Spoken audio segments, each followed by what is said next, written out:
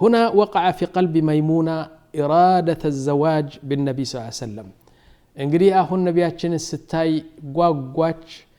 ነቢያችን ማግባት አለብኝ ብላ ወሰነችና ግን እንዴት ነው ነቢያችን ሰለላሁ ዐለይሂ ወሰለም በልባቸው ላይኖር ይችላል ያገቧት ولكن سبحان الله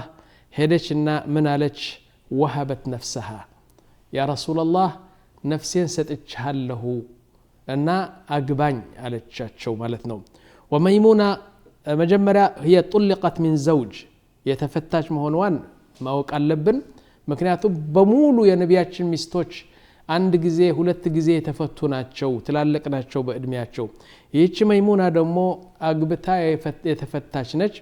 ግን ነቢያችንን ስለወደደች ራስዋ ሄዳ ثم يعني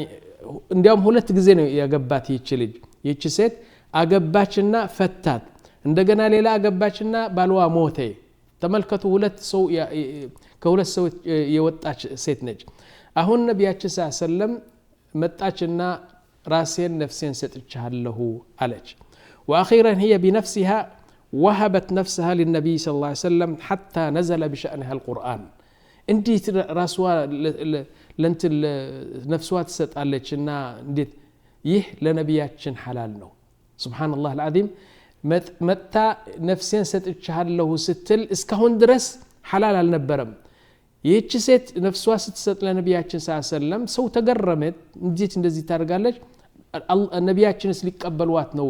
ተብሎ ሰው እየተጠያየቀ ቁርአን ወረደ ማለት ነው ምን ይላል ቁርአኑ ወምራአቱ ሙእሚነቱን ኢን ወሀበት ነፍሰሃ ለነብይ አንድ ሴት መጣ በፍቃድዋ ነፍሴን ሰጥቻለሁ ካለት ለነብይ